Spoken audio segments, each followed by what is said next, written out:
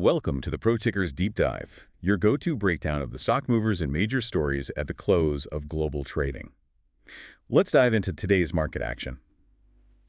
Today we're embarking on a deep dive into an economic landscape that really feels like it's shifting beneath our feet. It's this complex interplay of policy changes, pretty swift market reactions, and, well, those ever-present geopolitical tremors that seem to keep the world on its toes.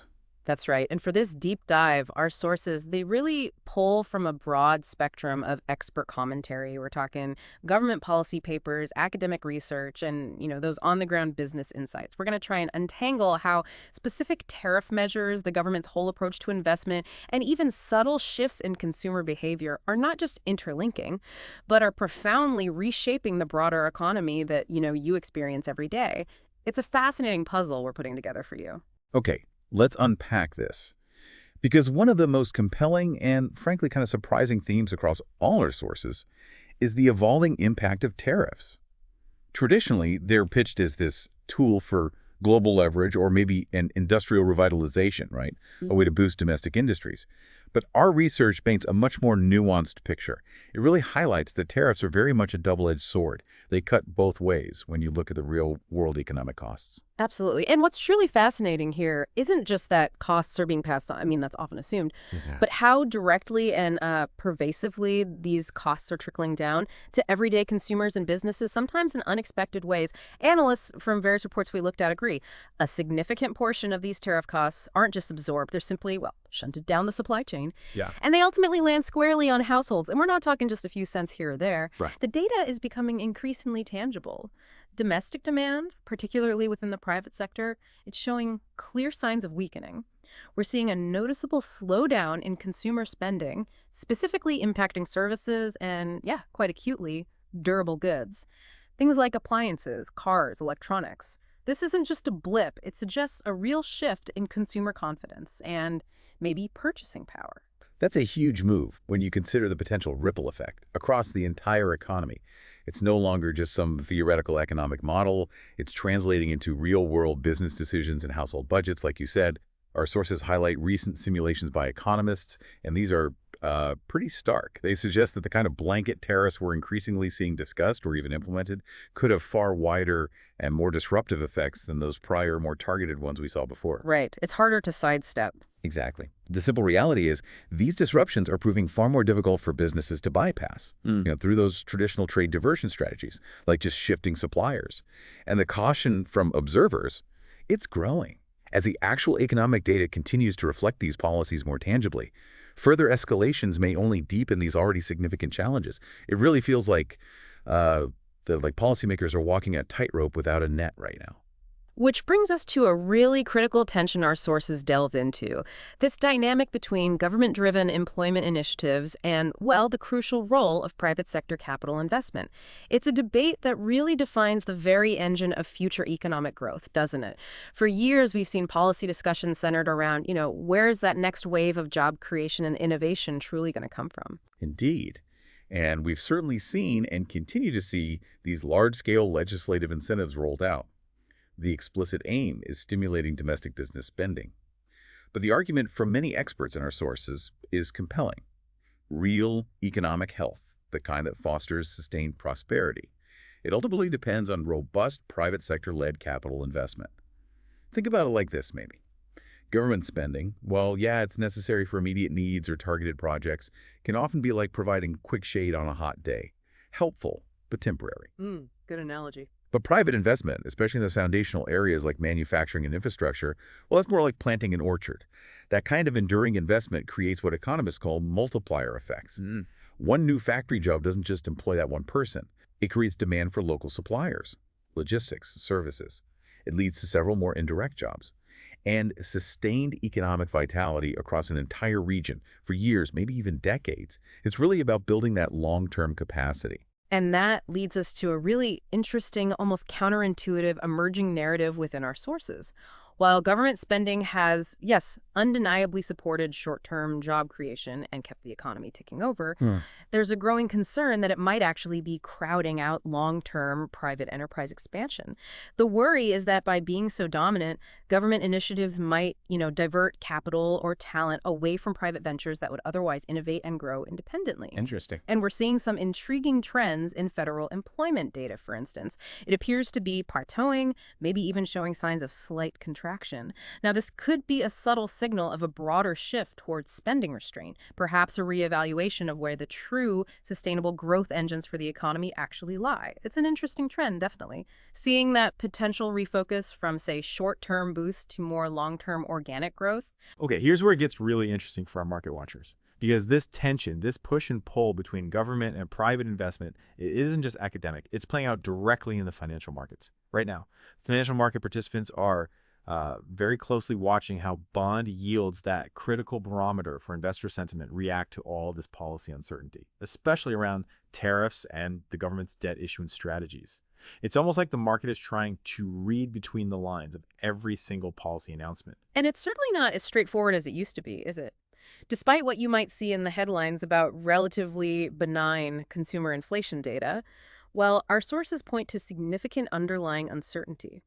And that uncertainty is causing palpable stress across yield curves, the graph showing interest rates for different loan durations and broader asset classes too.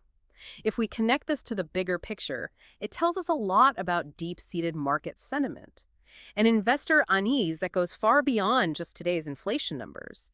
It suggests a deeper concern about, well, the fundamental economic foundations and future policy stability.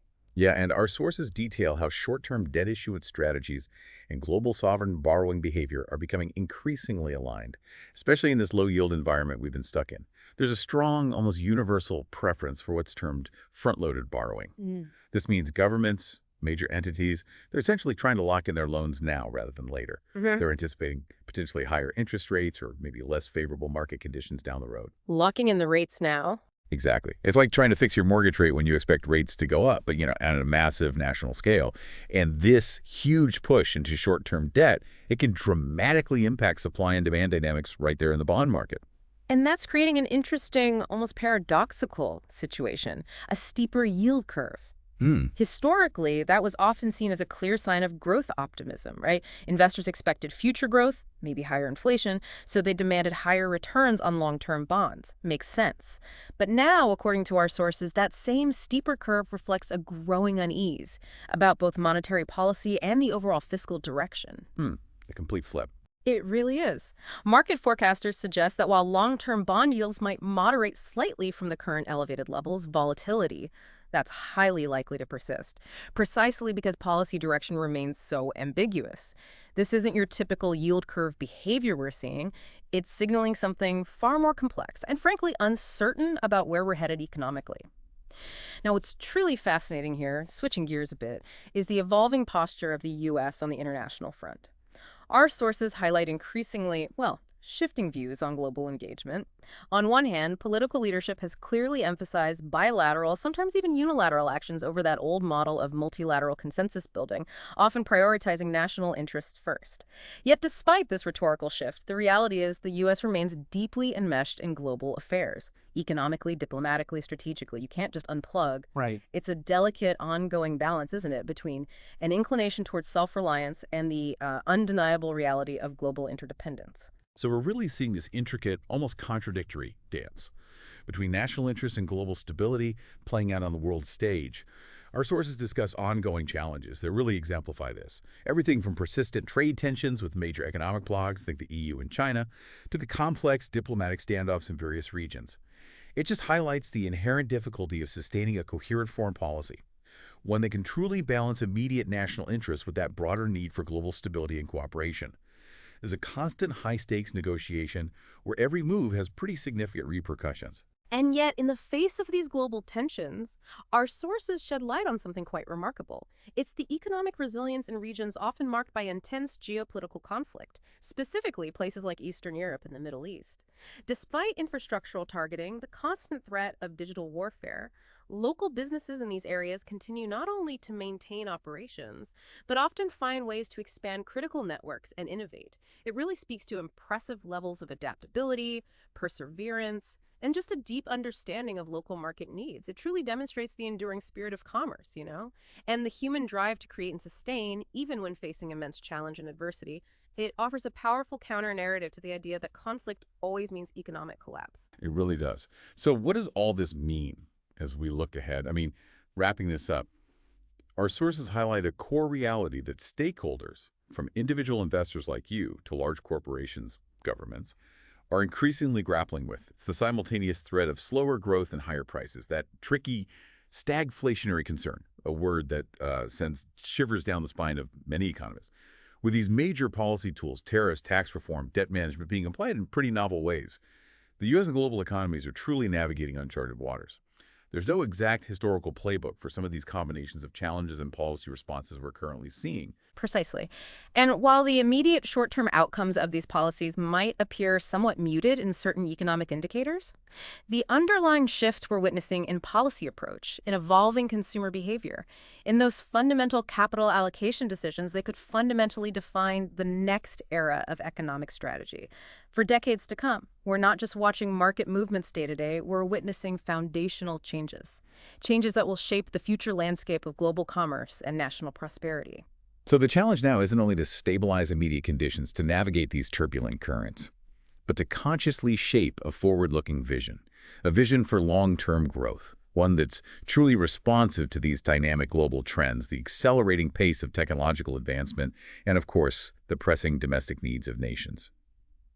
So as you process all this information, what does this all mean for you as you look at the markets, at your own investments, and at the broader economic signals flashing around us? Thanks for listening, and we'll see you next time on the Pro Tickers Deep Dive. Stay sharp and stay informed.